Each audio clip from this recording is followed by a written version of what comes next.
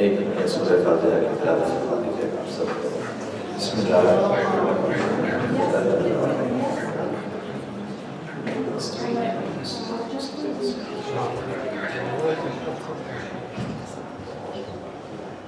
إن الله وملائكته يصلون على النبي يا أيها الذين آمنوا صلوا عليه وسلموا تسليما اللهم صل على محمد وآل محمد أعوذ بالله من الشيطان اللعين الرجيم بسم الله الرحمن الرحيم لا حول ولا قوة إلا بالله العلي العظيم حسبنا الله ونعم الوكيل نعم المولى ونعم النصير وبه نستعين وهو خير معين وصلى الله على رسوله الكريم حبيب الله العالمين سيدنا ونبينا وشفيع ذنوبنا وطبيب نفوسنا ومولانا أبي القاسم محمد اللهم صل على محمد وعلى محمد وعلى آله الطيبين الطاهرين المعصومين المظلومين سيما بقية الله في الأرضين الذين أذهب الله عنهم الرجس وطهرهم تطهيرا اللهم صل على محمد وعلى رحمة الله على محبيهم واللعنة الدائمة على أعدائهم أجمعين رتوب شكر تسلم بائنا زمان الله تعالى بسم الله الرحمن الرحيم اللهم كن لوليك حجة ابن الحسن صلواتك عليه وعلى ظهره في هذه الساعة وفي كل ساعة وليا وحافظا وقائدا وناصرا ودليلا وعينا حتى تسكنه أرضك ترعى وتمتعه بها طويلا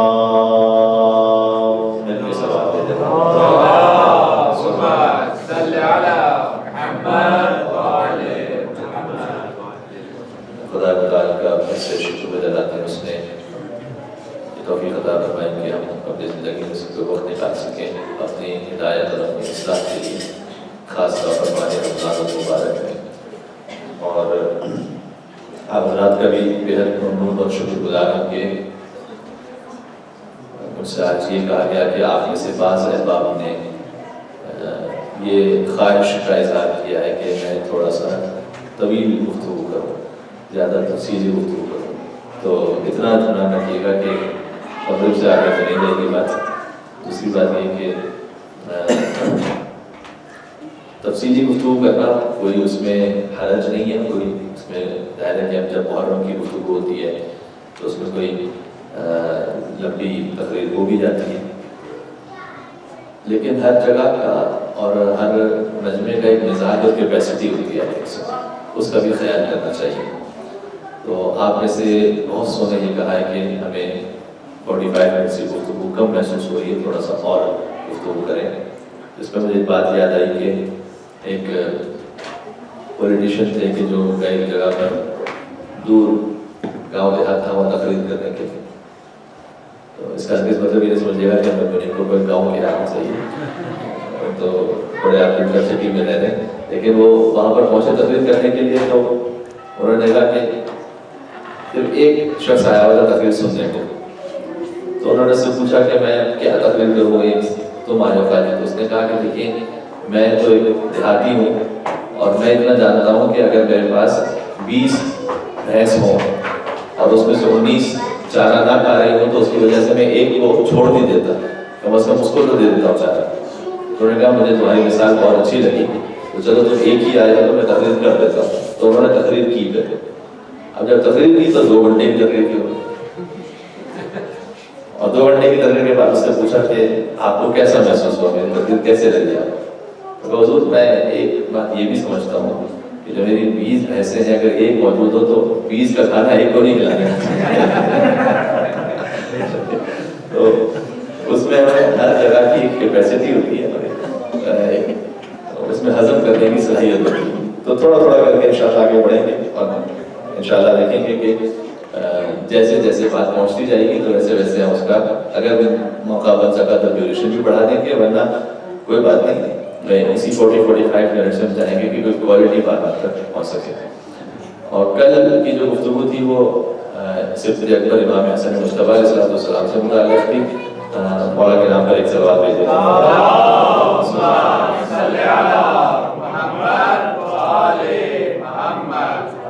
البتہ اسی محدود وقت کی وجہ سے کوئی بہت زیادہ تفصیل سے بات نہیں ہو سکی، لیکن ہم نے کوشش کی کہ امام حسن مصطفیٰ علیہ السلام کی سیرت پہ کچھ بات ہو سکے۔ آج مومنین نئے بھی نظر آ رہے ہیں جو کہ کل گھر میں مجلس تھی، آج پھر سے یہاں پر، تو اتنا گزارش کرتا ہوں کہ اصل موضوع میں کہیں اور جا رہا ہے آج، لیکن تمہید کو بناتے ہوئے امام حسن اور امام حسین علیہ السلام ان کا احترام تو ہر مسلمان فرقے میں ہے، یہ تو کوئی شک کی بات نہیں ہے، لیکن ایک خاص بات یہ ہے، حضور نے یہ فرمایا تھا کہ ان اللہ جعل ذریۃ کل نبی فی صلبہ وجعل ذریتی فی صلب ھذا۔ مولا علی علیہ السلام کو دیکھ کر فرمایا کہ اے علی، اللہ نے ہر نبی کی نسل کو اس کی اپنی ذریت میں رکھا ہے، لیکن میری نسل کو علی بن ابی طالب کی صلب میں رکھا ہے۔ یعنی جو نسل رسالت ہے وہ رسول سے آگے نہیں بڑھی بلکہ امیر المومنین علیہ السلام سے آگے بڑھی ہے، اور اسی خاطر ہے کہ بی بی سیدہ سلام علیہ کے بیٹے ہیں امام حسن اور امام حسین، لیکن حضور نے گویا اپنا بیٹا کہہ کر انہیں ہمیشہ اس بات کا تعارف بھی کروایا، بلکہ جنگ جمل کا ایک چھوٹا سا جملہ ہے، جنگ جمل میں جب محمد حنفیہ جو مولا علی علیہ السلام کے بیٹے ہیں وہ آگے بڑھتے ہیں اور حملہ کرتے ہیں تو بہت زیادہ وہاں سے دشمن کی جانب سے بہت زیادہ حملہ ہو رہا تھا، تو وہ کچھ آگے بڑھتے تھے پھر پیچھے ہٹ جاتے تھے۔ مولا علی کا خطبہ بھی ہے نہج البلاغہ میں کہ تزول الجبال ولا تزل، اے محمد حنفی آگے بڑھنا، چاہے پہاڑ اپنے مقام سے ہٹ جائے تم نہ ہٹنا، لیکن اتنا زیادہ دشمن کا حملہ تھا کہ وہ بار بار اس کو کراس نہیں کر پاتے تھے، تو امام حسن مصطفیٰ علیہ السلام کو مولا نے حکم دیا، تو جب وہ جاتے امام حسن مصطفیٰ علیہ السلام تو ایک ہی حملے میں وہ قلب لشکر پہ پہنچے، پھر میمنہ پہ پہنچے، میسرہ پہ، یعنی رائٹ ونگ لیفٹ ونگ جس طرح سے ہوتا تھا سسٹم، تو انہوں نے پورا لشکر تہس نہس کر دیا امام حسن علیہ السلام کی شجاعت کی۔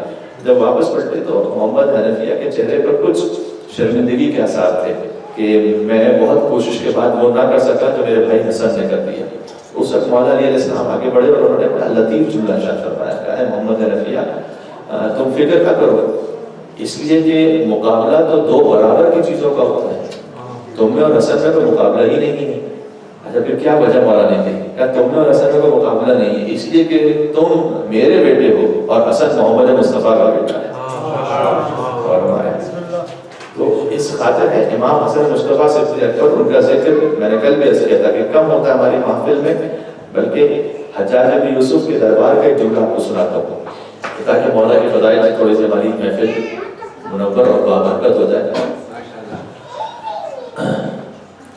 حجاج بن یوسف اپنی ہسٹری کا شاید ظالم ترین بادشاہ کہا جائے تو غلط نہ ہوگا، یعنی ہزاروں شیعہ جانے حضرت علیہ السلام شہید ہوئے اس کے زمانے میں، جب یہ خود مر گیا تو اس کے زندان سے ہزاروں ایسی علمی سادات خواتین باہر نکلی جن کے جسموں پر لباس نہیں تھا، یعنی ایک عجیب ظلم کی داستان ہے۔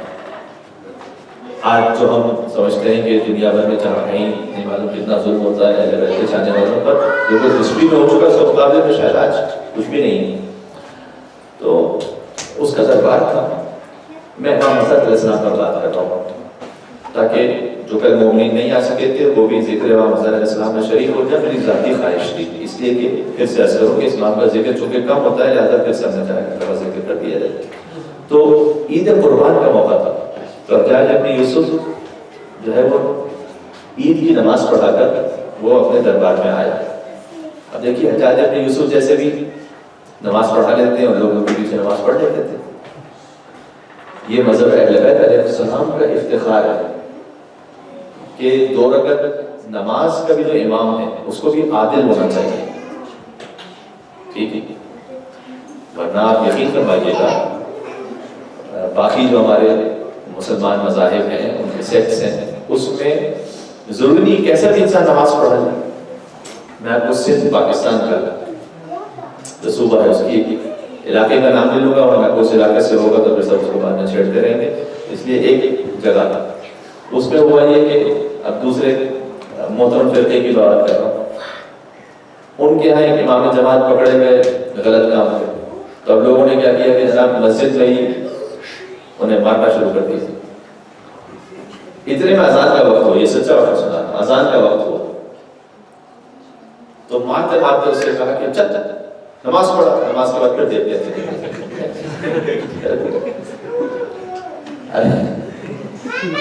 آپ اگر کسی کام جانا کیجیے گا، لیکن کوئی بھی نماز پڑھا تھا، کوئی اس کی حیثیت نہیں ہے امام جماعت کی.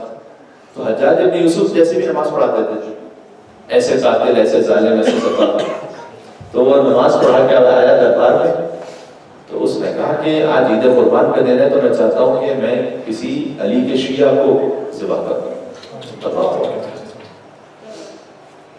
تو اس نے کہا دربار سے کوئی کسی علی کے شیعہ کو لے آئے. اس سے ہمارے لیے خود بخود ہمارا موضوع آج یہ بھی تھوڑا سا بتا ہے کہ حالات چاہے کتنی شدید کہیں ہو جائیں، جو ہمارے بزرگوں نے قربانیاں دی ہیں اور جس طریقے سے نام اہل بیت علیہ السلام کو یہاں تک پہنچایا ہے، تو ہمیں یہاں کی زندگی میں مگن ہو کر اس نام کو چھوڑ نہیں دینا. اور چلے ہم تک تو بات پہنچ گئی، لیکن اسی طریقے سے ہمیں اچھے انداز سے اپنے بچوں تک پہنچانا ہے. یہ یہاں کا سب سے بڑا چیلنج ہے. یہاں رہتے ہوئے سب سے بڑا چیلنج یہ ہے کہ اپنے ایمان کو، اور اس کے بعد جس طرح سے ہم اپنے ایمان کو بچا سکیں اور اپنے بچوں تک پہنچا سکیں. اگر ہم نے یہ کر لیا تو پھر یہاں رہنا سوالت ہے، ورنہ یہاں رہنے پر بڑا سوال ہے. ٹھیک ہے، تو حجاج ابن یوسف نے زندان سے لے آیا، وہ مولا علی کا ایک چاہنے والا تھا جس کا نام تھا یحییٰ، اسے لے آیا، کہا کہ میں تجھے جواب دوں گا. تو حجاج ابن یوسف نے قاضی القضاۃ، جی بیٹا خیریت ہے، تو چلیں یہ بھی یہاں کے فلیورز میں سے ہے، تو کوئی بات نہیں. حجاج کا ایک قاضی القضاۃ تھا، چیف جسٹس، اس کا نام تھا شعبی، اس کا نام تھا شعبی. اس نے حجاج سے یہ کہا کہ حضور یہ بہرحال انسان ہے، چاہے مولا علی کا چاہنے والا ہو. شعبی جو تھا نا وہ اپنے دل میں تھوڑا سا وہی پہلے بیٹھتا، وہ تقیہ کر کے بیٹھا ہوا تھا. اس نے اس کو جان کو بچانے کے لیے کہا کہ حضور ایسا کیجیے، اس سے کوئی سوال پوچھ لیں، اگر اسے سوال کا جواب آ جائے تو اسے اس کے نام میں چھوڑ دے گا اس کو، اور اگر سوال کا جواب نہ آئے تو پھر آپ کی مرضی. اور حجاج نے کہا کہ ہاں میں اسے اتنا مشکل سوال پوچھوں گا. یہ شیعہ حضرات ایک دعویٰ کرتے ہیں کہ امام حسن کو وہ یہ کہتے ہیں کہ وہ رسول کی اولاد میں سے حسن اور حسین کے لیے. آپ امام حسین کی زیارت میں کیا پڑھتے ہیں؟ السلام علیکم یا ابا عبداللہ. دوسرا جملہ کیا کہ السلام علیکم یا ابن رسول اللہ. تو شیعہ کہتے ہیں کہ امام حسن بھی اور امام حسین بھی یہ رسول اللہ کی اولاد میں سے، جبکہ اولاد تو بیٹے سے آگے بڑھتی ہے، نسل تو بیٹی سے تو آگے نہیں بڑھتی. معمولاً دنیا میں یہی طریقہ ہے. تو حسن اور حسین تو رسول کے بیٹے تو نہیں، بیٹی کے بیٹے. تو اگر اس نے یعنی شیعہ نے یہ ثابت کر دیا، اس کا عقیدہ قرآن سے اگر ثابت کیا کہ حسن اور حسین رسول کے بیٹے ہیں تو میں اسے چھوڑ دوں گا. اچھا، اب جو یحییٰ تھے بڑے بزرگ تھے، وہ مولا علی کے شیعہ، تو اس فیس بک کو سنبھالنے میں جاتا ہے. اور محمد وآل محمد صلوات صلی علی محمد وآل محمد. تو دنیا فیس بک پہ چل رہی، فیس بک گر جائے گا تو سارے نہیں گر جائے گا. تو اس لیے ذرا غور کیجیے گا. یہ میں آپ کو تھوڑا سا اس لیے ساتھ رہتا ہوں کہ افطار سے میرے آپ جاگتے رہے، میری بات سنتے رہے، ورنہ پتا چلا کہ میں یہاں اکیلا بات کر رہا ہوں. بلکہ خالی پیٹ تو یہ کہا گیا ہے، باقاعدہ شرعی مسئلہ ہے کہ ویسے بہتر یہ ہے کہ مغرب اور عشاء کی نماز پڑھیں اور پھر افطار کریں. ٹھیک ہے، جو ہم اس بہتر پر عمل کر رہے ہوتے ہیں یہاں پر، البتہ یہ تو مجبوراً عمل کر رہے ہوتے ہیں، اس لیے کہ افطاری بات میں تو کرنی ہی نماز مغرب عشاء پڑھیں. لیکن ثواب بھی ہے، مستحب ہے کہ مغرب عشاء کی نماز کے بعد افطار کریں. لیکن شرعی مسئلہ کیا ہے کہ اگر افطار نہ کرنے کی وجہ سے نماز میں کوئی توجہ نہیں رکھ پائے گا تو اس کے لیے بہتر یہ ہے کہ پہلے افطار کریں. ماشاء اللہ نے جس نے ہمیں بنایا ہے تو ہمارے مزاج سے بھی واقف ہے کہ پہلے افطار کریں اس کے بعد نماز پڑھیں. یعنی اللہ نے کہا کہ بھائی نماز میں توجہ اتنی امپورٹنٹ ہے کہ چاہے پہلے کھانا کھا لو لیکن توجہ کے ساتھ نماز پڑھو. یہی معاملہ مجلس کا ہے. میں آپ سے یہ تو نہیں کہہ سکتا کہ ابھی آپ کھانا کھانا شروع کرتے ہیں تاکہ آپ توجہ مجلس سنیں، لیکن اچھا کیوں؟ اس لیے کہ اگر نماز پڑھ رہے ہیں، افطار نہیں کیا اور نماز پڑھ رہے ہیں اور دل میں خیال گھوم رہا ہے سموسوں کا، پکوڑوں کا، روح افزا کا خیال گھوم رہا ہے، ابھی نماز میں چل رہا ہے، تو اس اللہ نے کہا نہیں پہلے تم افطار کر لو بھائی اس کے بعد تو غور کیجیے گا. تو کیا خیال ہے؟ مینجمنٹ سے ذرا ریکویسٹ کریں کہ ذرا روٹین بدل دیں، وہ آپ کے اوپر ہے، آپ جیسے چاہتے ہیں. لیکن اچھا غور کیجیے گا. اب وہ یہ کہ یحییٰ جو تھا، بات کہاں سے نکلی؟ بات یہاں سے نکلی کہ حجاج ابن یوسف نے کہا کہ تم یہ ثابت کرو کہ حسن اور حسین جو ہے قرآن سے ثابت کرو کہ رسول کے بیٹے ہیں. اور میں نے اس کا آپ سے کہا کہ میں تھوڑا سا جو آپ کو بتاتا رہتا ہوں اس لیے کہ تاکہ آپ سنتے رہتا تھا.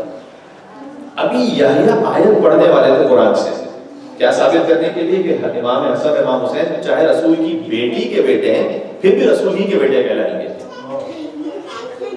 ابھی آیت پڑھنے والے تھے کہ حجاج نے روک دیا، اگر خبردار آیت موبائلہ پڑھنے کی اجازت نہیں ہے. جی یہ بات بہت اچھی آپ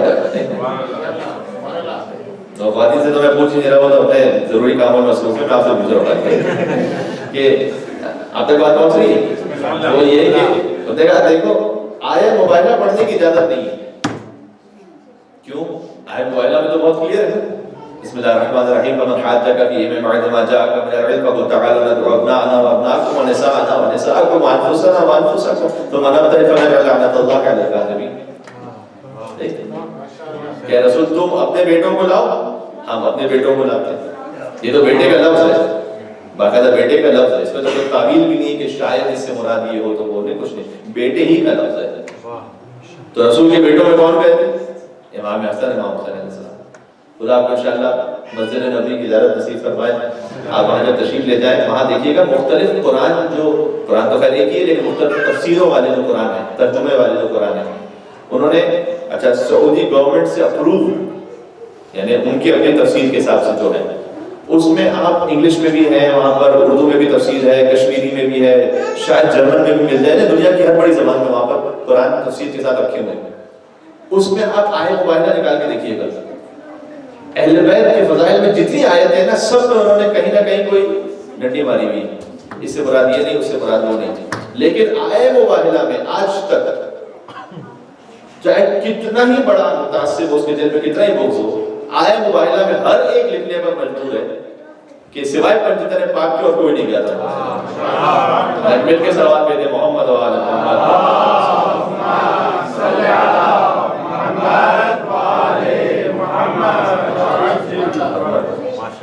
ایون میں نے کشمیری زبان میں بھی دیکھا کہ تفسیر نکال کے میں دیکھوں، کشمیری تو مجھے پڑھنے نہیں آتی نہ سمجھ آتی، لیکن آیت موبائلہ میں نے دیکھا تفسیر میں تو نام تو اسی طرح سے لکھا جائے گا نا، تو امام حسن کا نام، امام حسین علیہ السلام کا نام، بی بی سیدہ السلام علیہ کا نام، مولا علی علیہ السلام کا نام، نور بن کر ہوا کرتا ہے. تو رسول کے بیٹوں میں کون کہتے ہیں؟ امام حسن امام حسین علیہ السلام. مولانا اعظم حسین زیدی صاحب کا جملہ سناتا ہوں، بہت خوبصورت جملہ.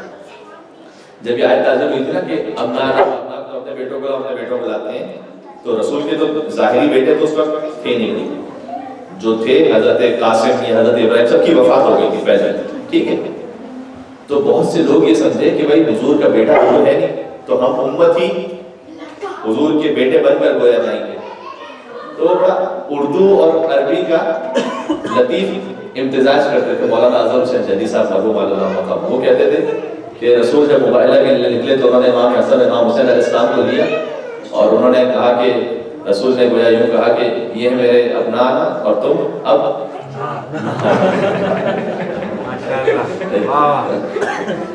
یہ ہے ابناء اور تم اب ابناء. تو حجاج نے کہا دیکھو آیت مبارکہ پڑھنے کی اجازت ہے. یحییٰ نے حجاج کی طرف دیکھا اور کہا اب وہ علی والا ہی کیا کہ اسے کسی بات کا جواب نہ آتا وہ خاموش ہو گیا. تو حجاج نے جیسے یہ کہا نا تو یحییٰ نے کہا کہ یہ تو تم سمجھ رہے تھے کہ میں آیت مبارکہ سے ثابت کر رہا تھا کہ امام حسن رسول اللہ کے، میں تو کوئی اور آیت پڑھنے لگا تھا.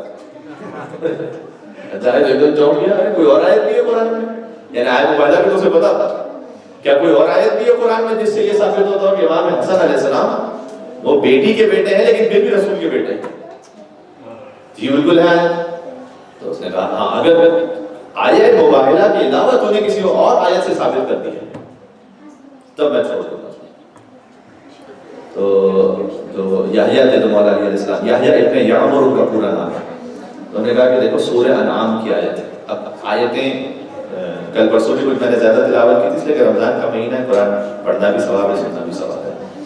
اور قرآن کو پھر ایسے پڑھیں اور ایسے سمجھیں کہ جیسے اہل بیت نے سمجھایا ہے تو پھر لطف ہے اس کا. تو اس نے کہا کہ دیکھیں قرآن میں سورہ انعام کی آیتیں ہیں، فرمایا کہ وَمِن ذُرِّيَّتِهِ داؤد وسلیمان. بہت غور سنیے گا.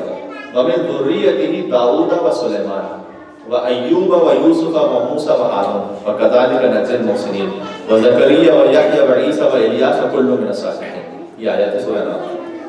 کیا دیکھو ابراہیم وَمِن ذُرِّيَّتِهِ، ابراہیم کی نسل میں سے تھے کون؟ داؤد علیہ السلام اور سلیمان علیہ السلام.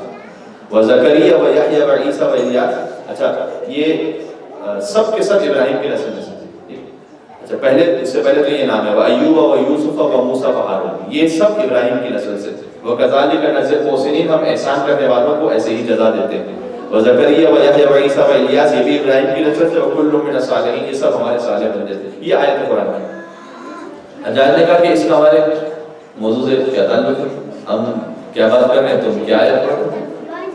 دیکھو بھائی یہ بات بتاؤ، علامہ مجلسی نے لکھا ہے سیرہ الانوار کہ یہ بات بتاؤ کہ ابراہیم کی نسل سے کون کون ہے، کس کس نبی کو اللہ نے ابراہیم کی نسل سے کہا؟ اب پھر سے ایک دفعہ سن لیجیے گا. داؤد، سلیمان، ایوب، یوسف، موسیٰ، یحییٰ، زکریا، عیسیٰ اور الیاس علیہ السلام، سب پر درود و سلام. اچھا اس سے پوچھا جو پہنچ جائے گا وہ پہلے جملے میں پہنچ جائے گا کہ یہ بتاؤ عیسیٰ علیہ السلام جو ابراہیم کی نسل سے تھے، عیسیٰ کیسے ابراہیم کی نسل سے؟ سوچنے لگا عیسیٰ تو بغیر باپ کے خلق ہوئے، اللہ کا معجزہ ہے.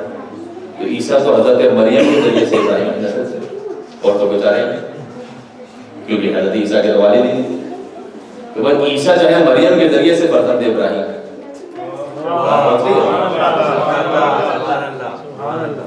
اچھا جب عیسیٰ مریم کے ذریعے سے فرزند ابراہیم ہے تو حضرت عیسیٰ اور ابراہیم میں کتنا فاصلہ ہے؟ تو کئی صدیوں کا فاصلہ ہے.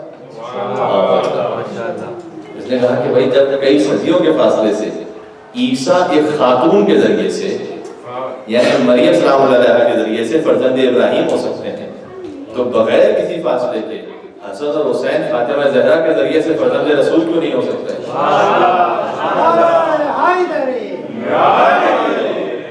مل کے صلوات کہتے ہیں محمد و آل محمد.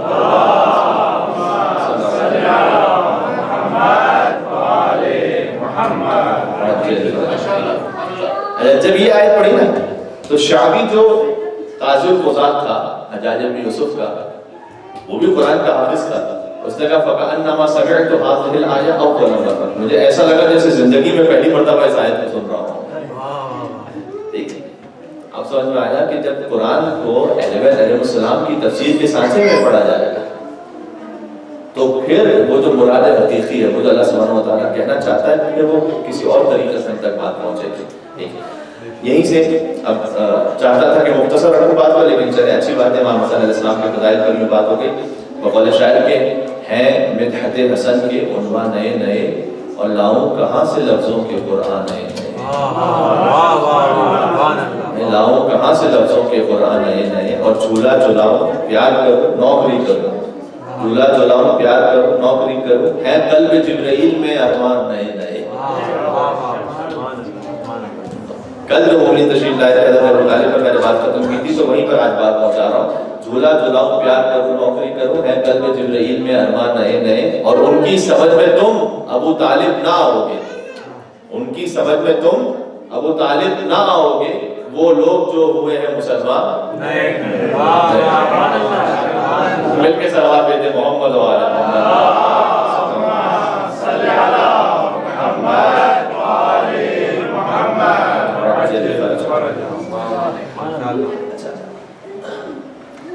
تو عزیزان گرامی، خاص طور پر اس ویسٹرن لائف میں ایک بات یہ سمجھنے والی ہے، اہل بیت علیہ السلام کا ذکر ایک تو یہ روح کو تازگی دیتا ہے، دوسرا اتنا بھی خیال رکھیے گا کہ جب تک اہل بیت علیہ السلام کی معرفت کو نہیں رکھیں گے اور ان کی محبت کو نہیں رکھیں گے کہ خدا تک بھی نہیں پہنچ سکتا ہے.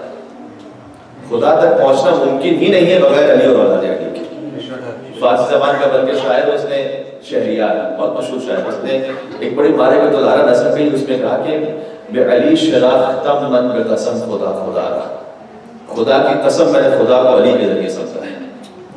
جب در اہل بیت علیہ السلام پر آئیں گے تب انشاءاللہ خدا متعال تک پہنچیں گے. اور ہمارے اور اس سے یہ بات بھی سمجھ میں آتی ہے کہ جو دعویٰ تو کر رہا ہے کہ میں اہل بیت علیہ السلام تک آ گیا یا ان کی محبت دل میں رکھی، لیکن وہ خدا تک نہیں پہنچ پا رہا، اس کا مطلب یہ ہے کہ وہ صحیح طریقے سے علی اور اولاد علی کے در پر آیا بھی نہیں ہے. ٹھیک ہے، اور ہمارے میں کیا کہنا چاہ رہا ہوں. اچھا، یہاں رہتے ہوئے کل بھی ایک بات ہوئی تھی اور آج ہم اس بات کو کمپلیٹ کرتے ہیں. کیا کرنا چاہیے؟ کچھ چیزیں الحمدللہ جو ہم وہاں سے مائگریٹ کر کے آئے تو مجلسوں کے ذریعے ہمارے بزرگوں کے ذریعے ہم تک پہنچ گئی ہیں. کیسے اس کو اپنے اندر اسٹرانگلی رکھیں اور اپنے بچوں تک پہنچائیں. میرے خیال میں کل ہم نے لینگویج پر بات کی تھی، کبھی اس پر اور بھی بات کر لیں گے کہ ایک تو اپنی لینگویج کو سنبھال کے رکھیے گا. کہ میں سارے پیرنٹس جو ہیں ان سے گزارش کر رہا ہوں، لینگویج جو آپ کی ہے، چاہے وہ آپ ہزارہ برادری سے تعلق رکھتے ہیں تو آپ کی لینگویج فارسی ہے، یا جو اردو سے تعلق رکھتے ہیں اردو ان کی لینگویج ہے، آپ یہاں پر ضرور اپنی لینگویج کو پریزرو کیجیے گا. اس لیے کہ آپ سے اگر بچوں تک وہ لینگویج نہیں پہنچی تو لینگویج نہیں پہنچی تو کلچر بھی نہیں پہنچے گا، کلچر نہیں پہنچے گا تو دین بھی نہیں پہنچے گا. اچھا، ہم جیسے اپنے پاکستانی کی مثال، ہم جیسے بیکورڈ کنٹریز کا مسئلہ کیا ہوتا ہے، ان کی لینگویج بھی پست شمار ہونے لگتی ہے.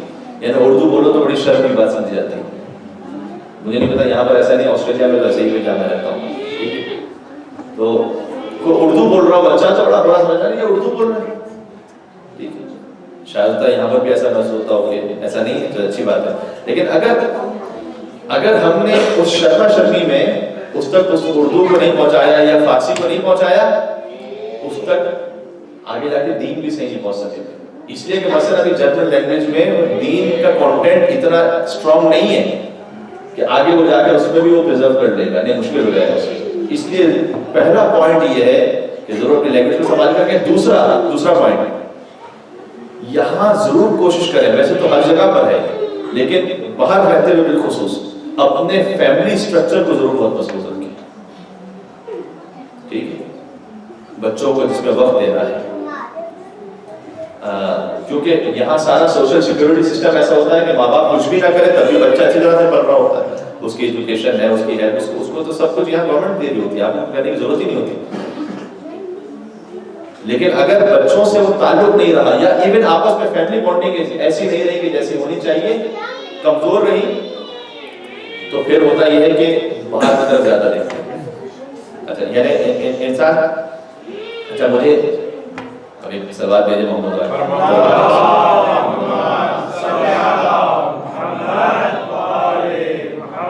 میں عورتوں کی کام کی بات سناتا ہوں، تب سب سنیں گے.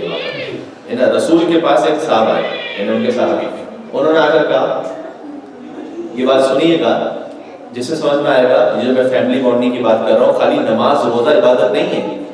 اپنے گھر کو اس طریقے سے بچا کے رکھنا یہ کتنی بڑی عبادت ہے. اپنے گھر پہ ساتھ وقت دینا یہ کتنی بڑی عبادت ہے. ٹھیک، ایک صحابیہ رسول اللہ کے پاس کہ یا رسول اللہ، میری جو زوجہ ہے ان میں کچھ کوالٹیز ہیں جو میں آپ سے بتانا چاہتا ہوں. جب میں گھر سے باہر جاتا ہوں آفس پر، میں آج کے لینگویج میں آفس کر رہا ہوں، جب بھی میں صبح گھر سے باہر نکلتا ہوں اپنے کسی بھی کام سے، تو مجھے بہت اچھی طریقے سے رخصت کرتی ہے، ٹھیک ہے۔ جب میں گھر واپس آؤں تو وہ میرا اچھی مسکراہٹ کے ساتھ استقبال کرتی ہے۔ اچھا، جب میں گھر واپس آؤں اور اگر میں کچھ پریشان ہوں تو وہ مجھ سے یہ کہتی ہیں کہ اگر تم دنیا کے بارے میں پریشان ہو، یعنی کوئی بزنس کا مسئلہ ہے یا جاب کا مسئلہ ہے یا کوئی اور معاملہ ہے، تو اگر تم اس بارے میں پریشان ہو تو دیکھو فکر نہ کرنا، جتنا اللہ نے تمہارے لیے حلال میں نصیب لکھا ہے نا، میں اس میں ایسی خوشی گزارا کروں گی، تمہیں فکر کرنے کی ضرورت نہیں، تمہیں کوئی غلط کام کرنے کی ضرورت نہیں۔ اچھا، اگر تم اپنی آخرت کے کسی مسئلے کے بارے میں پریشان ہو تو میری دعا ہے کہ اللہ تمہیں اتنی توفیق عطا کرے کہ تم اس پریشانی کو دور کر سکو اور اللہ کی بارگاہ میں سکون ہو سکو۔ کہ میری زوجہ ایسی ہے، اللہ کے رسول کی زوجہ ایسی ہے۔ حضور نے جانتے کیا کہا؟ حضور نے کہا کہ اگر تیری زوجہ میں یہ خصوصیات ہیں تو تیری زوجہ انبیاء کے مددگاروں میں سے ایک مددگار ہے، یعنی اس کا اتنا عظیم کام ہے۔ انبیاء کا کام کیا تھا؟ ہدایت دینا۔ اس لیے میں آپ سے کہہ رہا ہوں، یہاں اگر ہدایت چاہیے تو اس فیملی سٹرکچر کو مضبوط رکھنا پڑے گا، اس سے بہت فرق پڑتا ہے، ٹھیک ہے۔ ایک طرف سے یہ حضور نے فرمایا کہ انبیاء کا جو کام ہے نا وہ تیری زوجہ تیرے گھر میں کر رہی ہے، اللہ اکبر، یعنی شوہر کے لیے سکون کا باعث بننا اور اس سے یہ اطمینان دلانا کہ دیکھو تمہیں حرام رزق کی طرف جانے کی ضرورت نہیں ہے، میں جتنا تمہارے لیے حلال میں نصیب اس میں گزارا کر لوں گی۔ اب تو خیر یہاں پر اب دونوں ورکنگ کلاس ہوتی ہیں، خواتین بھی جاب کر رہی ہوتی ہیں بہت مرتبہ، میں اس کی بات نہیں کر رہا، میں اس صورتحال کی بات کر رہا ہوں۔ حضور نے فرمایا کہ اگر ایک شوہر وہ گھر سے باہر جاتا ہے اور گھر سے واپس آتا ہے، اس کو یہ اطمینان ہوتا ہے اس کی زوجہ کتنا بڑا کام ہے۔ اچھا، آپ حضرات کے لیے بھی آخری بات، آپ حضرات کے لیے بھی آپ بھی فقط یہ تصور نہ کیجیے گا کہ نماز اور روزہ ہی عبادت ہے، بلکہ یہ جو آپ حضرات جاتے ہیں، کوشش کرتے ہیں، محنت کرتے ہیں، حضور کی حدیث ہے، فرمایا کہ اگر کوئی شخص گھر سے باہر نکلے اس کوشش میں کہ میں رزق حلال کماؤں تاکہ میرے گھر والے اچھی غذا کھا سکیں، تو اللہ اسے نسل اسماعیل میں سے 70 غلام آزاد کرنے کا ثواب عطا فرما دیتا ہے۔ اگر شوہر اور زوجہ کے تعلق کو یہاں مضبوط رکھیں گے، یقین فرمائیے یہ دین اہل بیت اطہار اسلام پر رہنے کے لیے بالکل بیسک اور کور بات ہے۔ بظاہر میں لگ رہا ہوگا کہ شوہر زوجہ کے تعلق کا دین سے کیا تعلق ہے، بالکل بہت گہرا تعلق ہے، ٹھیک ہے۔ بچوں کے ساتھ ہمارا جو ریلیشن ہے اس کا بہت گہرا تعلق ہے یہاں پر، اس لیے کہ بچے جب یہ محسوس کریں گے کہ ہمارے جو پیرنٹس ہیں ان سے ہم ہر وہ اپنے دل کا سوال اور ہر وہ دل کی بات جو ہمارے دل میں کوئی سوال ہے یا کوئی خیال ہے وہ کہہ سکتے ہیں، تو شاید پھر ایسا ہوگا کہ اگر دین کے بارے میں کوئی پریشانی ہوگی، کوئی سوال ہوگا تو آپ سے بات کریں گے، ڈسکس کریں گے۔ اگر ہم نے اس طرح سے ٹائم نہیں دیا ہوگا تو پھر وہ وہی سیکھے گا کہ اس وقت اس کو اسکول میں سکھایا جا رہا ہے بس، ٹھیک ہے۔ اس لیے کوشش کریں کہ کم از کم پورے دن میں سے ایک وقت کا جو کھانا ہے وہ سب ایک ساتھ ایک جگہ بیٹھ کے کھائیں، کوشش ضرور رہے، جس کے ایک دوسرے کے ساتھ بات کریں، بچے سے پوچھیں کہ کیا ہوا، جتنا اسے تعلق رکھیں گے، یہ تعلق اگر فیملی کے لیے اچھا نہیں ہے، فیملی کے لیے تو ہے ہی اچھا ہے، لیکن یہاں دین کے لیے بھی اچھا ہے۔ بات ہو رہی انشاءاللہ۔ یہ ایک اور نقطہ تھا جو میں آپ کے سامنے عرض کرنا چاہتا تھا، باقی تو پھر چلیں آپ کو ایک اور بات سناتا ہوں۔ ایک صاحب پہنچے جن کی ٹانگ ٹوٹی ہوئی تھی، ہاسپٹل پہنچے، دیکھا تو ایک اور صاحب بیٹھے ہوئے جن کی دونوں ٹانگیں ٹوٹی ہوئی، تو اس کو ہنس کر کہنے لگے بھائی کیا تمہاری دو بیویاں ہیں کیا؟ تو کیونکہ یہاں تو حقوق نسواں میں حقوق مردان میں بات کرنی پڑتی ہے نا، ویسے ویمن رائٹ تو ہوتے ہیں، مین رائٹ کا مسئلہ ہو جاتا ہے۔ کوشش یہ کریں کہ گھر میدان اور اکھاڑا نہ رہے، بلکہ ایک ایسا جنت کا گویا چھوٹی جنت کا عملی مرکز اور نمونہ ہو جس میں اچھے بچے پرورش پا سکیں۔ دیکھیے انشاءاللہ اللہ سبحانہ وتعالیٰ توفیق عطا فرمائے۔ وقت تقریباً اختتام پر ہے، میں دو جملے معمول کے مطابق مسائل کے ضرور کہوں گا تاکہ ہمارا جو ذکر ہے یہ اچھی طریقے سے ختم ہو، ذکر اہل بیت علیہ السلام پر ختم ہو۔ جہاں گھر کی بات ہو تو آپ سوچیے گا کہ اس گھر سے عالی اور بڑھ کر کون سا گھر ہو سکتا ہے جس میں امام حسین علیہ السلام یہ جملہ ارشاد فرمائے کہ مجھے وہ گھر پسند ہے کہ جس میں رباب اور سکینہ نام رکھا جائے. جو حجت خدا ہو وہ یہ کہے، جو خود امام وقت اور امام معصوم ہو. اس سے امام ایک بات سمجھانا چاہتے ہیں کہ حتیٰ امام معصوم بھی ہیں، لیکن اگر زوجہ اچھی ہو اور پھر وہ ایسی اولاد عطا فرمائے تو امام معصوم کے لیے بھی تسکین قلب کا باعث ہوتی ہے. اور ہمارے اگر ہم اپنے گھروں میں ایک دوسرے کے لیے اہتمام کر سکیں، جب گھر میں سکون ہوگا خود بخود دین پر عمل کرنا بھی آسان رہے گا. امام حسین علیہ السلام نے نہ جانے کیا سوچ کر واقعہ نہیں جملہ کا، اس لیے کہ حضرت ام رباب نے بھی کیسے نبھایا. ٹھیک ہے، میں آپ سے گزارش کروں گا احترام مسائل میں ذرا سا توجہ رکھیے گا کہ بی بی ام رباب سلام اللہ علیہ جب انہوں نے امام حسین علیہ السلام کے لاش اتھر سے گزر رہی تھی تو ایک وعدہ کیا تھا کہ حسین کا لاشا بے گور و کفن ہے اور جلتی ہوئی دھوپ میں، اے پروردگار میں کبھی اب سائے میں نہیں بیٹھوں. کیا وفا تھی بی بی ام رباب سلام اللہ علیہ کی، کب میں سائے میں نہیں بیٹھوں. اور جب مدینہ تشریف لے گئی تو ہر بی بی اپنے حجرے میں تشریف لے گئی، لیکن بی بی ام رباب وہ باہر تشریف رکھتی تھی. کئی دن گزر گئے، کئی دن. ایک دن مدینہ میں بہت شدید بارش ہو رہی تھی. بی بی زینب نے آ کر کہا کہ آپ حجرے میں تشریف لے آئیے. بی بی ام رباب نے کہا کہ نہیں، میں نے مولا سے وعدہ کیا تھا. کہا دیکھیے یہ بارش ہو رہی بہت شدید. کہا کہ اے بی بی یہ تو پانی کے قطروں کی بارش ہے، میرے آقا پر کربلا میں تیروں کی بارش ہوئی. تو میں نے وعدہ کیا ہے اپنے آقا کے لاشے سے کہ میں سائے میں نہیں رہوں. امام سید سجاد کو بی بی زینب نے کہا، اس لیے کہ ایک خطرہ تھا کہ حضرت رباب ان کی روح پرواز نہ کر جائے. لہٰذا امام سید سجاد آتے آ کر کہتے ہیں کہ اے امام رباب آپ حجرے میں تشریف لے آئیے. اس وقت ایک سوال انہوں نے پوچھا، کہا اچھا یہ بتاؤ بیٹا آج بیٹا بن کر کہہ رہے ہو یا امام بن کر حکم دے رہے ہو؟ یہ ہے تسلیم امامت کا، امام بن کر حکم دے رہے ہو. تو مولانا سید سجاد نے کہا کہ اے معذر گرامی آج میں آپ سے امام بن کر کہہ رہا ہوں کہ آپ حجرے میں تشریف لے آئیے. بس حکم امام آ گیا تو پھر اپنی کوئی ذاتی حیثیت نہیں، پھر حکم امام کے سامنے حضرت ام رباب اٹھی اور کربلا معلیٰ کا رخ کیا. السلام علیکم یا ابا عبداللہ. کہ پروردگار کربلا میں امام سے وعدہ کیا تھا، مدینہ میں کون امام حکم دے رہے، لیکن تو میرے وعدے کو بچا لے، اس کی لاج رکھ لے. بس اتنا کہنا تھا کہ رباب لڑکھڑا کر گری اور سید سجاد نے سہارا دیا. اور بی بی زینب کی طرف دیکھ کر کہا کہ اما انا للہ و انا الیہ راجعون. میں امام حسین علیہ السلام سے کہوں گا کہ مولا آپ نے بھی کربلا میں لاشیں اٹھائے، اکبر کا لاشا، قاسم کا لاشا، لیکن آپ نے مردوں کے لاشیں اٹھائے. سید سجاد نے عورتوں کے لاشیں اٹھائے. کبھی زندان شام میں سکینہ کا لاشا اٹھایا اور کبھی مدینہ میں. سيعلم الذين ظلموا على محمد أيام منقلب ينقلبون. بس مولانا سید سجاد کا نام گرامی سے ہی دعا کر لیتے ہیں اور یہیں سے ہم اپنی گفتگو کا اختتام کریں گے. جو آپ کی دعائیں خاص طور پر مریضوں کی شفا کے لیے. بسم الله الرحمن الرحيم.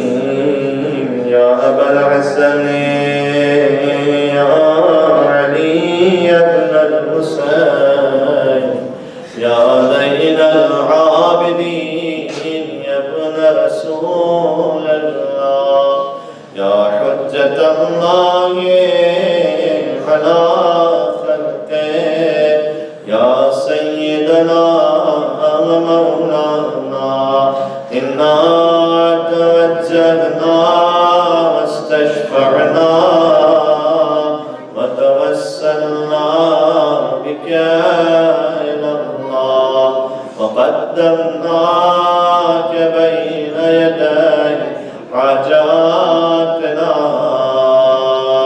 يا وجيها عند الله اشفع. ما شاء الله بار بار مل کے کہتے ہیں یا وجیہا عند اللہ اشفع لنا